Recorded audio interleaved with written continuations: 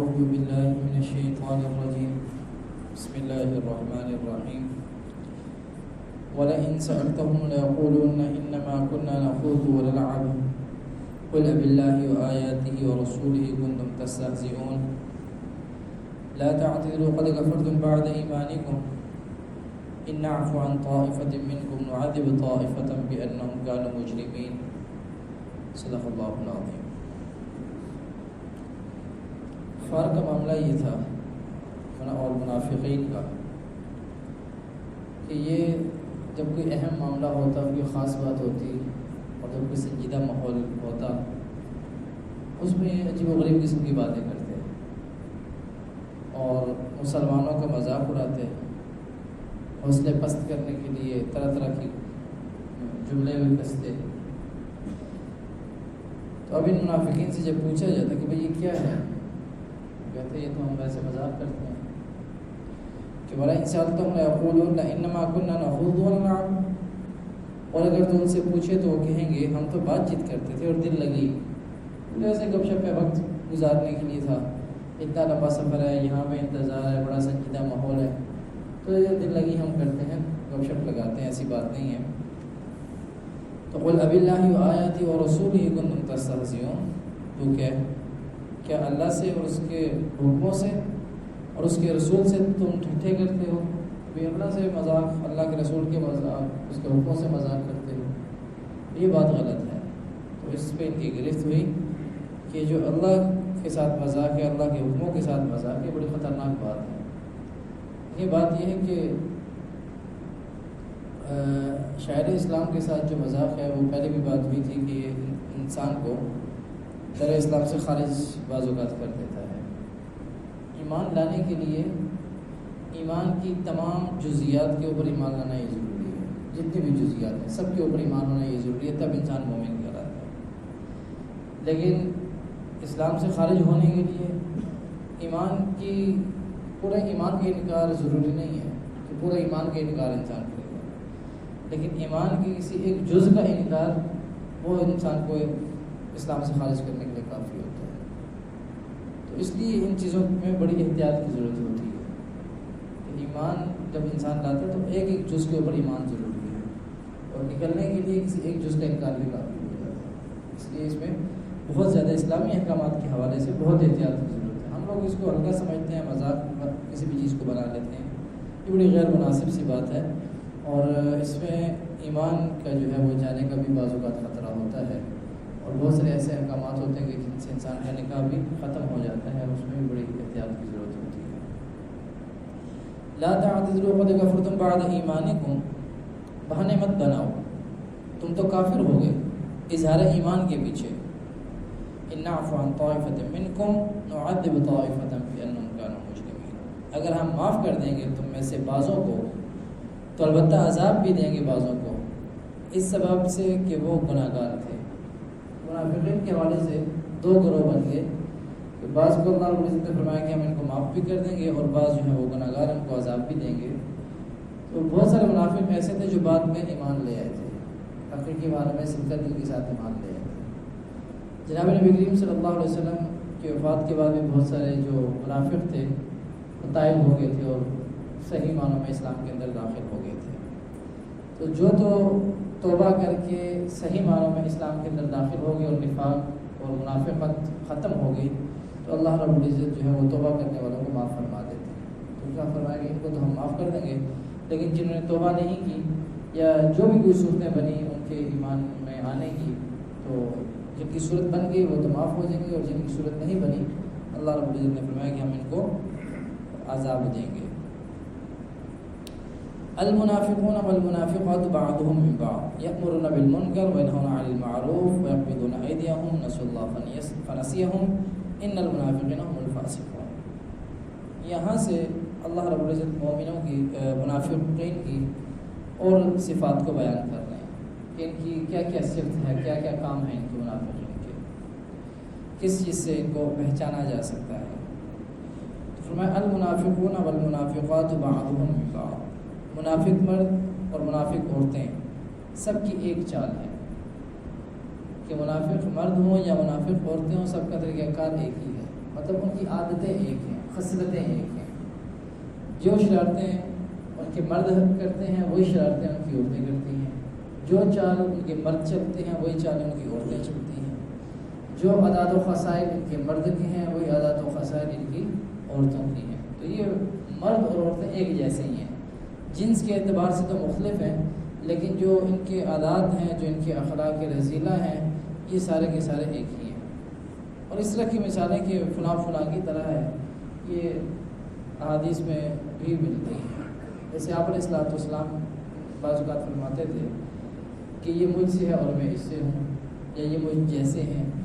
حضرت حسین رضی اللہ عنہ کے بارے میں فرمایا کہ مجھ سے ہیں اور میں ان سے ہوں. حضرت جعفر کے بارے میں آتا ہے، ان کے بارے میں بھی فرمایا. اور اسی طریقے سے اشعریوں کے بارے میں فرمایا کہ بھئی یہ لوگ جو ہیں ان کی عادات و خصائل ایسے جیسے میرے ہیں. یہ تو اس طریقے کی مثالیں جیسے قرآن میں جو ذکر ہوا ہے المنافقون اور المنافقات بعضهم من بعض، تو اس طریقے سے آپ علیہ السلام نے بھی اس طرح کی مثالیں ذکر کی ہیں. یأمرون بالمنکر وینہون عن المعروف، کام ان کا کیا ہے؟ یأمرون بالمنکر، سکھائیں بات بری، وینہون عن المعروف، اور چھڑائیں بات بھلی.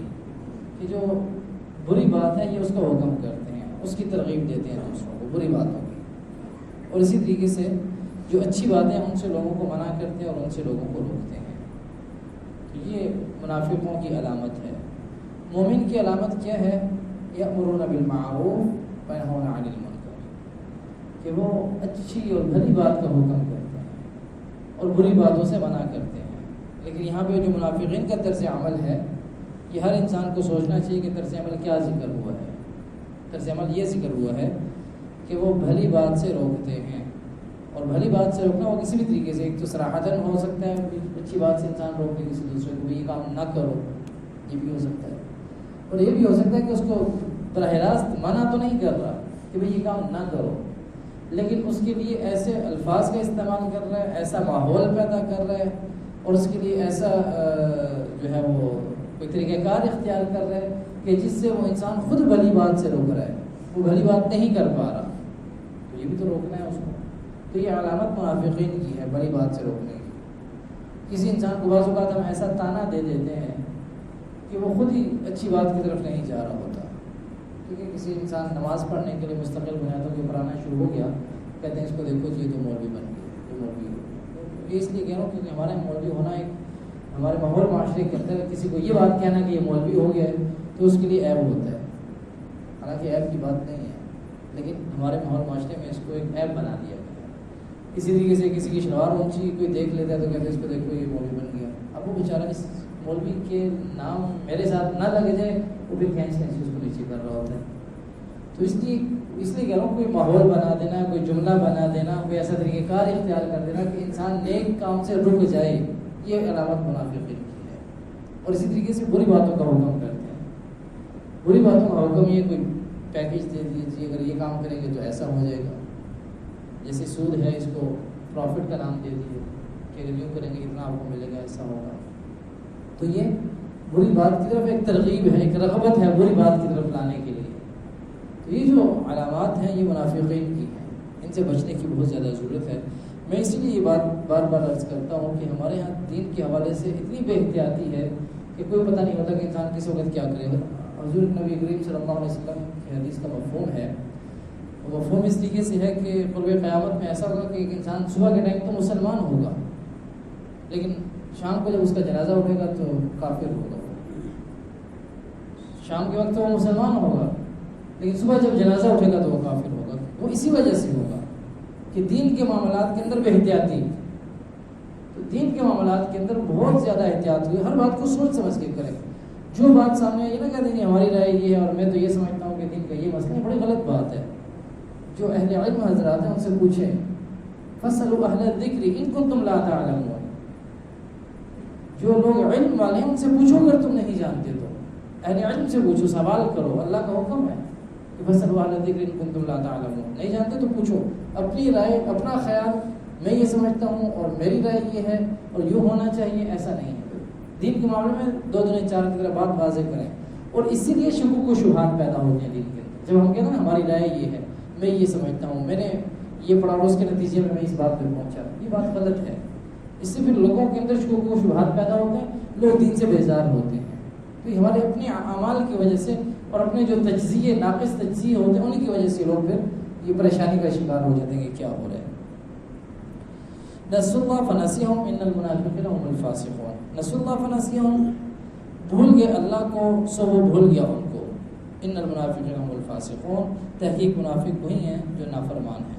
یہ اللہ کو بھول گیا، اللہ ان کو بھول گیا، بھولنے کا مطلب یہ ہے کہ یہ جہاد کا جب معاملہ آتا ہے اس میں بھی بڑے پیچھے پیچھے رہتے ہیں، صدقہ خیرات کا معاملہ آتا ہے اس میں بھی یہ بڑے پیچھے پیچھے رہتے ہیں، اسی طریقے سے زکوٰۃ کا معاملہ آتا ہے اس میں بھی ان کا دل گھبرانے لگتا ہے۔ تو اللہ کے جتنے احکامات ہیں تو اس کو بھول بیٹھے ہیں۔ نماز میں یہ تو بہت بڑی چیزیں تھیں اس وقت بھی، منافق بھی نماز میں ہوتے تھے، بات یاد رکھیں، علماء سے پوچھیں اور آپ کو بتائیں گے کہ منافق بھی نمازوں میں ہوا کرتے تھے، اور ان کی رکعت رہنا بھی یہ بڑی بات ہوا کرتی تھی۔ کسی کی رکعت رہ گئی، کوئی بالکل نماز ہی چھوڑ دی تو تصور نہیں تھا، منافقوں کے یہاں بھی یہ نہیں تھا کہ بالکل نماز ہی چھوڑ دی۔